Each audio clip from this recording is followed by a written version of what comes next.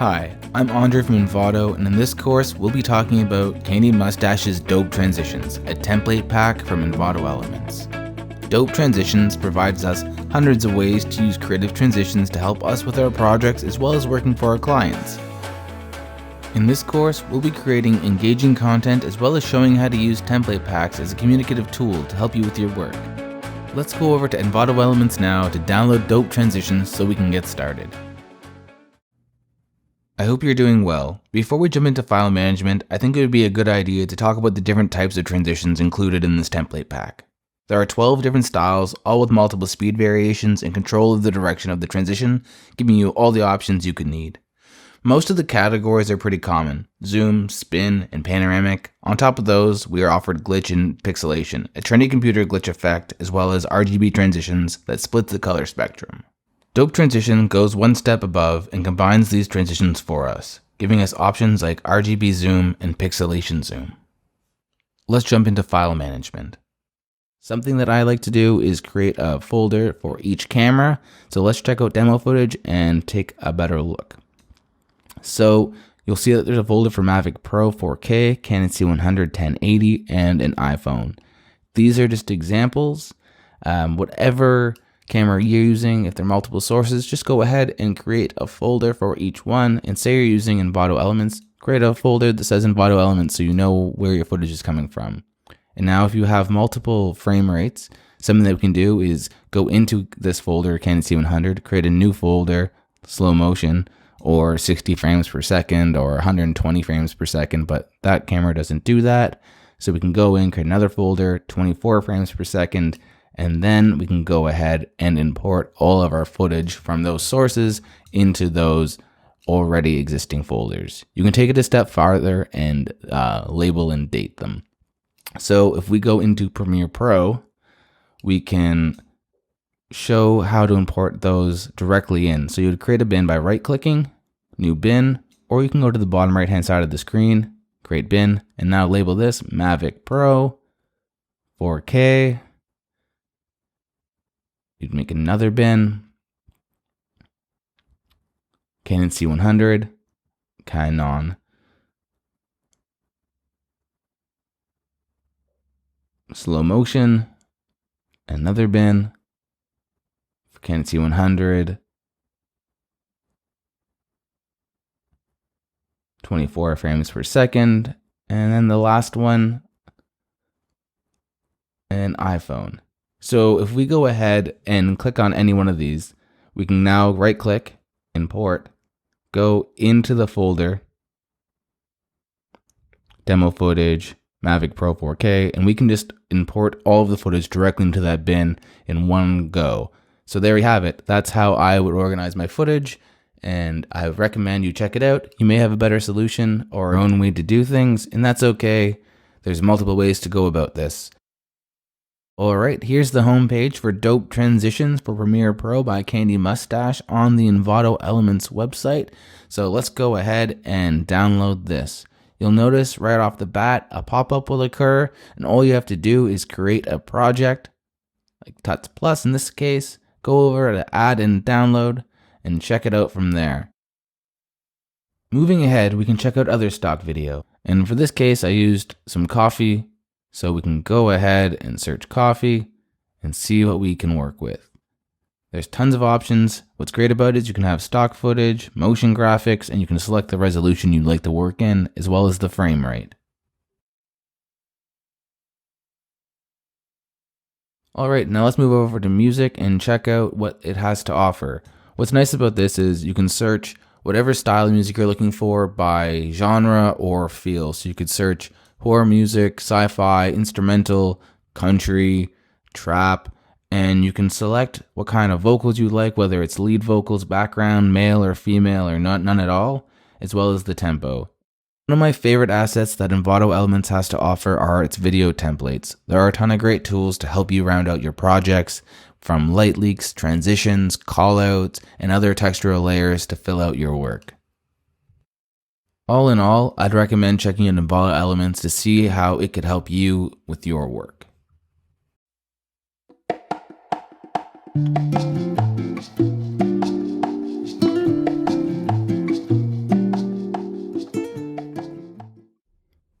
Alright, so we are in Premiere Pro, we have our clips in our timeline, and dope transitions loaded up into our NLE. So we have 3 clips which need 2 transitions.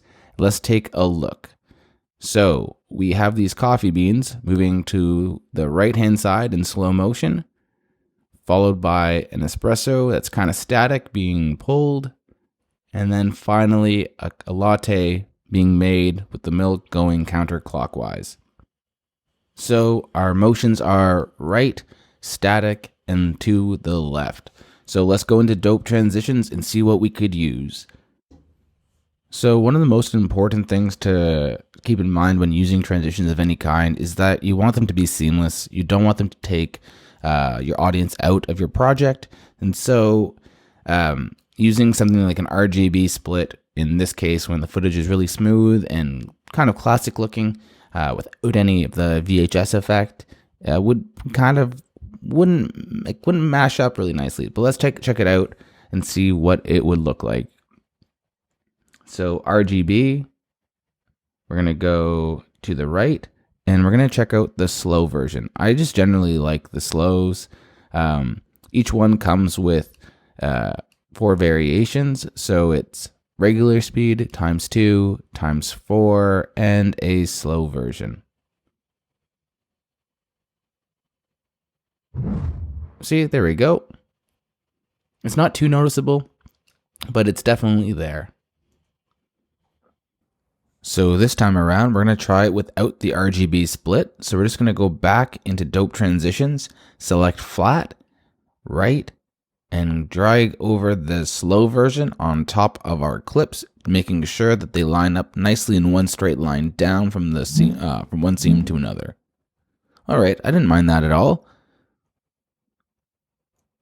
That being said, the difference is very subtle, and if the original clips had an effect on it that split the RGB, giving it that old VHS retro look, then I would definitely think about using the RGB files for each one. But now let's go back and try something else. So we want to go back and close these just to keep things nice and clean. Right click, close panel, right click, close panel. And let's check out panoramic. I generally really enjoy panoramic effects. They're nice and simple and give a nice sweet move to them. So we're going to go right because of the movement, right slow because I just enjoy them, and let's take a nice look. More importantly than enjoying a slow transition, the clips that I'm using are slow moving. They're not that exciting, and using something at regular speed or times 2 the speed or times 4 the speed even would just be out of place and not conducive to what I'm working on. All right, so moving forward, let's close this up and close these panels, closing the panels, and for the next transition, I think that we're going to try, it's going to be the pixelated zoom with the RGB split. Not because I think it's the right one, but just because I think it's worth checking it out and showing the variations of transitions this template pack has to offer. It's sometimes hard to see what you're getting in the preview, and I'd always recommend just dragging them onto your timeline, giving it a quick peep, and so you just have a better idea of what you're working with. And it's such an easy thing just by pressing Command Z or Z depending where you are to get rid of it. All right, so let's go back and take a closer look. So you can see there's that pixelated RGB kind of image, and definitely not what we need, but still a pretty cool effect.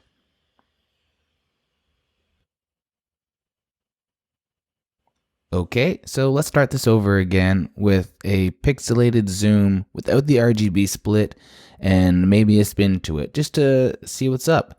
I'm generally thinking that we're going to go with a zoom in or a zoom out just because it seems fitting, but you never know.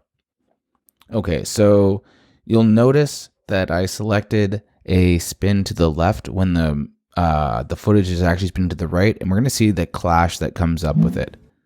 Okay, so there it is. Let's check it out again. And this is kind of why this is important to keep movement going in the same direction. Okay, but I did like the effect though. That's kind of cool though. So let's go back, pixelated zoom, spin to the right this time, slow, dragging it over. Oh, wrong place. Let's start that over again. And perfect. Okay, let's check it out. Nice. That's a lot better and a lot more fitting for this. So with the previous example of the footage going one way and the template going the other, that's a common problem that happens when we don't take care or consideration of our work and we're just using templates to cover up and make things flashier for whatever reason. Now, it's important to take into consideration when using effects and templates or cuts of any kind is why are we using them, and do they serve the story, and do they serve the project or the idea. And of course it didn't really serve the project. It was just kind of disorienting and carelessly thrown on. I really think a panoramic would work with this, so let's go into it and grab one up and throw it onto here, throw it onto the timeline and see what that accomplishes. So panoramic to the right, and of course again, slow. And there we go. Sweet, I really like that. Alright, so for this last transition, we're going from a pretty static image with a close-up, so 2 close-ups, and again that latte is spinning counterclockwise to the left, so I think it'd be kind of cool to try a zoom in or zoom out with a left turn to it. So if we go down to the bottom right hand side and click it, and then drag over a slow transition on top. Let's try that again. And one more time. Sorry about that. There we go. Perfect. Let's see what that looks like. All right, that was kind of glitchy. Let's try running that back. Okay, so that was kind of cute and comical, though I think it's gonna feel kind of out of place with the first transition. So let's see this nice and smooth one coming up. Okay. And there's the nice pour. I like that coffee. Okay, so they do kind of compete and clash. So maybe instead of trying to do something more serious, we can try something a little more whimsical. So let's replace this guy over here. Delete, delete. And let's try a zoom in with a spin to the opposite direction, to the right. And maybe that will tie it all together. All right, so let's give it a play.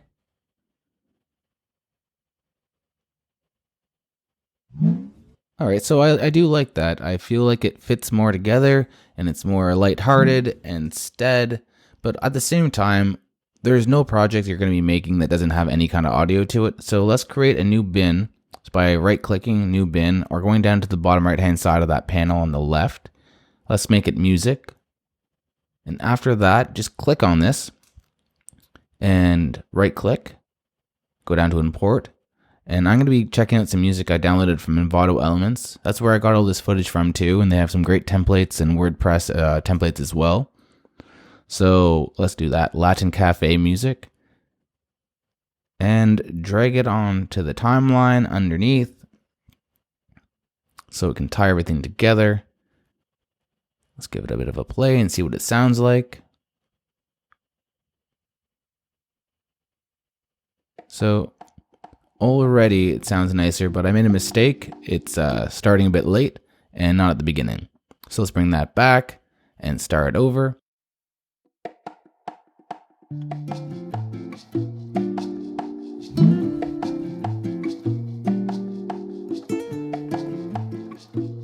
In the next lesson on dope transitions, we'll be talking about square formats in Instagram. from setting your project up, creating engaging content, all the way to exporting your files. See you then.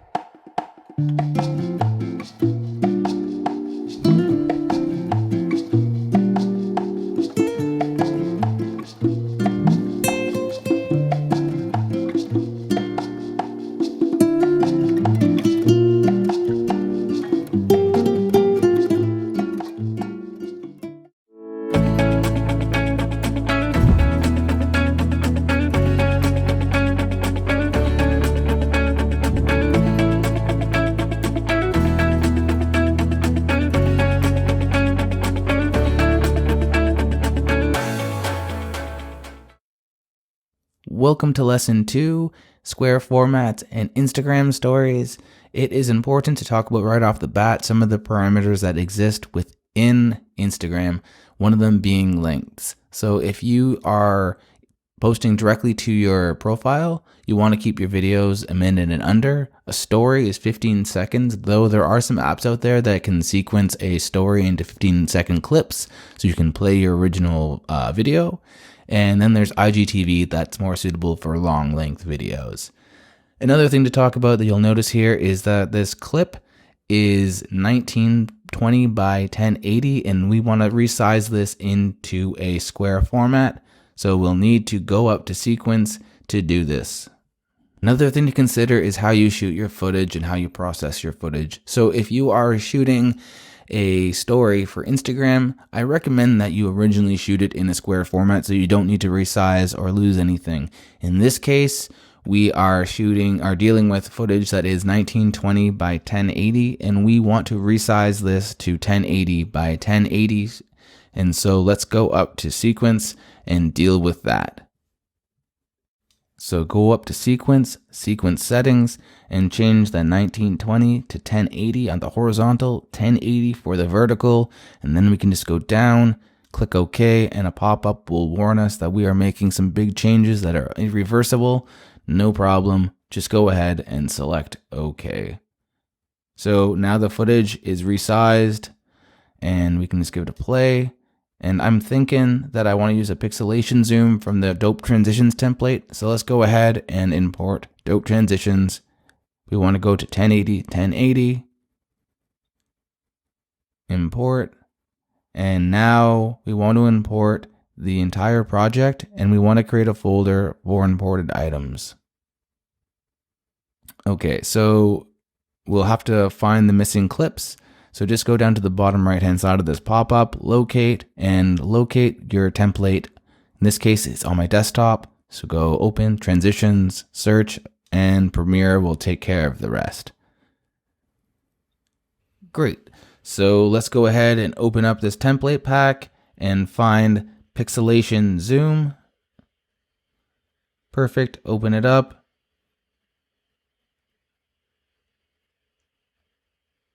And I'm going to use slow. The footage is in slow motion. Drag it right out, and let's see how this fits. Oops.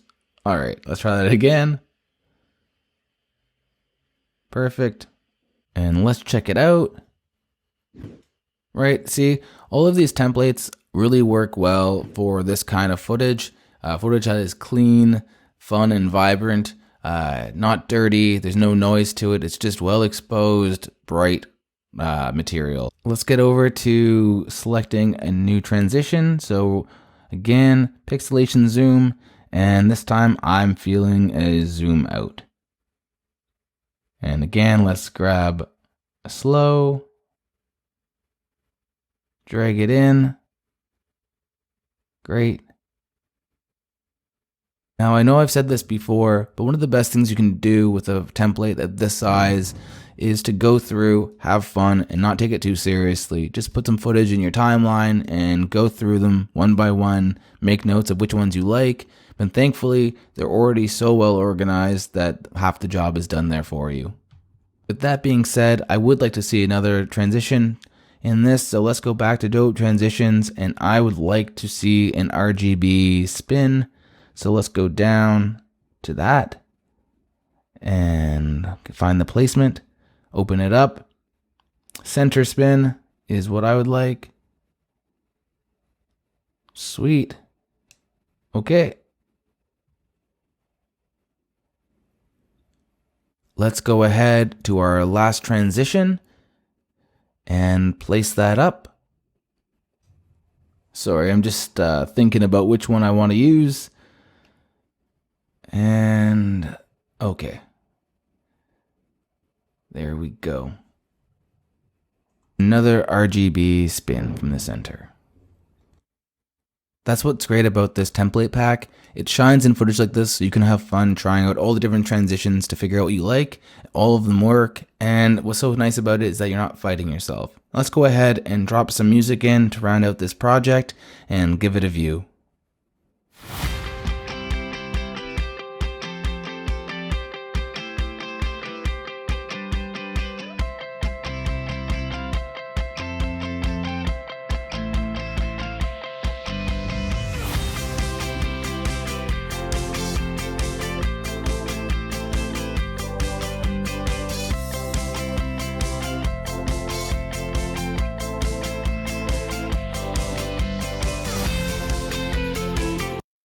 Lastly, let's talk about exporting for Instagram.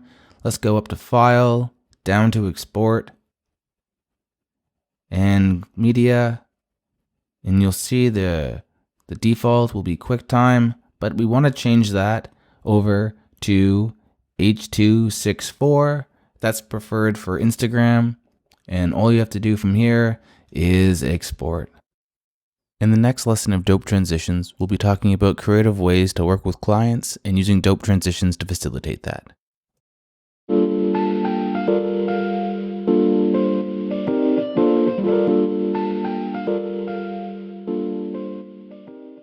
Alright, so we are back in Premiere Pro, and this time we are creating a slideshow using Dope Transitions, and the first thing that we're going to talk about is sequence settings. So we are in a 19 by 20 by 1080 sequence, and we are going to be adding in a photo that has a 4K resolution and showing you how to fix that. And so let's go into sequence settings, show the 1920 by 1080. You can change your sequence settings at any time you like, and at the beginning of opening any project, you have the option to set your sequence settings. Also, Premiere has a great function that the first clip that you drag in, it will register as that sequence. So let's drag this 4K image in, and that's what it's supposed to look like. You'll see 4 loaves of bread, but we see this one giant center loaf. So to fix this, we can go and right click on the image like so, and go to scale to frame size just at the bottom, and perfect. But sometimes when you do this, there'll be a black bar on the left hand side and right hand side, or sometimes it'll be on the bottom or at the top. So if this happens, we can actually just change the image size by going into the original photograph and resizing it there. So let's go into let's close that and just show it again wherever it is. So Tuts plus lesson 3 bread, and go up to tools, adjust size, and we want to adjust this 4000 down to 1920, and we want to click off scale proportionally. It won't let you do it if you're not, and obviously you can do this in Photoshop or any free software. This is what I like using because it's simple and keeps the workflow going quickly.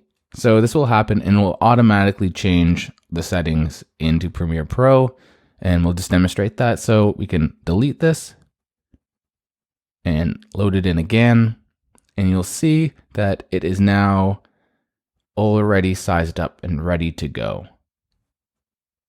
Okay, so let's bring in Dope Transitions into this project. You can either right click or go up to File and Import, but I accidentally clicked Adobe Dynamic Link, and we're just going to cancel this and go back to File and import a 1920 by 1080 template. And you can use whichever one you enjoy. So import, and you want to import the entire project, and you want to create folders for imported items. Sometimes when you do this, you'll find that you are missing clips, and all you have to do is go down to the bottom right hand side of this pop-up where it says locate. Click on that, and then find your template wherever it is on your computer. In this case, it's desktop under Adobe Transitions, and you can just search the entire folder, click OK, and Premiere Pro will do the rest. It is a great feature. The best thing about using slideshows as an example is that it's freeform. There's no right or wrong way to use transitions in this case. It's to your style and to your preference, and it's a great way to go through the transitions pack just to see which ones you like the most, and you can bookmark your ideas and for future reference. But you don't have to worry about whether or not an object is moving left or right or spinning. You can just do as you please. So I'm thinking we should create a box effect. So a right, up, left, then down using the panoramic. So let's click on that. Let's get a right one. And I want to use the ×4 speed. But first things first, I have to go down to the bottom because there's not enough space to see. And you can just drag this cursor over and maximize your view. And we can go back to drop that in. So it's a little hard to add things when you can't really see the transitions being dropped in. So just change the view by scrolling down the bottom to give you more access. And then place that up. And now we need to go back and get an up transition from the panoramic. And this time as well, we will use the ×4 speed. Scroll over, and drop that in. Sweet. And for the third transition, it's going to be a left.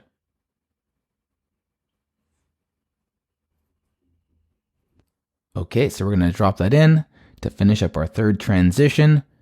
Sweet. And let's go over. Okay, so I've missed the fifth image so we have the space to do the fourth transition. A bit of an oversight on my part, but actually it's not a big deal. It happens to the best of us. So let's go back into one of our bins with all of our footage and check out our options. I'm thinking that vertical one so we can use it as an excuse to resize. Let's bring it in. And you'll notice that there are two giant black bars on either side because it does not fit. And it's also, it just doesn't fit. So we have to open up preview, select the image that we are trying to adjust, go up to tools, rotate left or right, whichever you prefer, this case right, and let's go back into tools and see our resolution to make sure that it's 1920 by 1080. It is, great, and Premiere will have updated this all on its own. Sweet.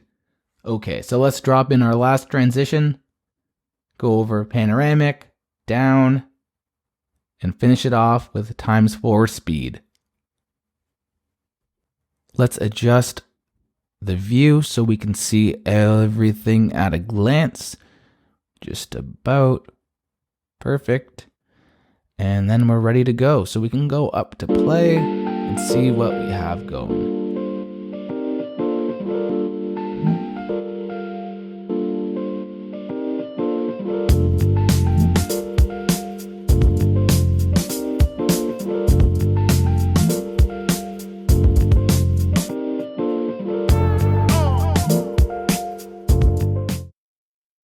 And to be honest, it's like I wouldn't be upset as that being the end, but let's delete these and check out the glitches. It's a template that definitely doesn't suit this style, but like I said in the beginning, it's really helpful to have still images and a slideshow to experiment with what we like and figure out what we don't like. That's really an important thing, is just knowing what your preferences are. So let's go through these and see if we can find one that has a color palette that we enjoy. And I think I found one. So let's make this bigger again so it's easier to switch up. And let's drop them in. While we go through the glitch transitions to see which one we like, it's kind of important to mention that templates have a purpose other than being used in a final product. Sometimes we have a client or an employer that has a suggestion that we don't agree with, or we don't think that makes any sense, and we don't want to put the hard work into crafting an original transition. So a template can be used to at least have your employer heard, so you can show a rough idea of what something would look like. It's a really handy thing, and it's a really respectful way to work with people instead of saying no and hardwalling them. So imagine working for a bakery and they hand you these photographs and they're like, hey, can we throw some glitch effects onto this? And your initial response is, holy moly, I do not want to do this. This is clearly going to get X'd at the end. But instead, you can just say, yeah, sure, of course, and show them and let them see. Not everyone is as visual as ourselves, and that's okay. And it's good to be able to show your work. Anyways, templates are fantastic for brainstorming.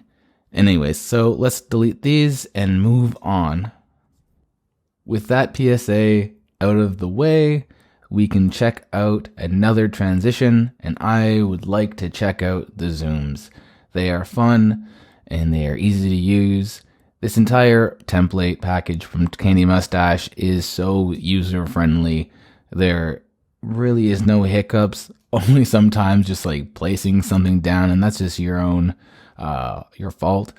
But the way this is organized, the way that it's made to use, the fact that you can use any resolution with it, it's pretty friggin' fantastic. So let's drop these in and get to where we are going.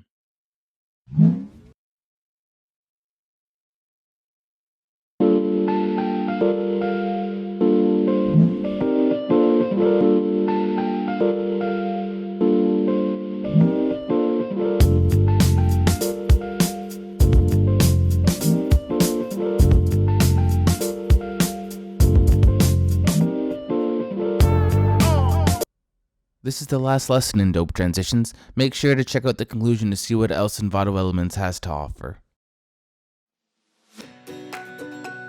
Thanks so much for following along, and make sure to check out Tuts Plus for more great tutorials, as well as Envato Elements for other templates to suit your needs. Elements offers thousands of templates for both Final Cut and Premiere Pro. Here are some of my favorites. I'd recommend checking out Draft Transitions by Lexol, as well as Transitions Unfold. While both are completely different, they can help you get the most from your work. Thanks again for learning with us.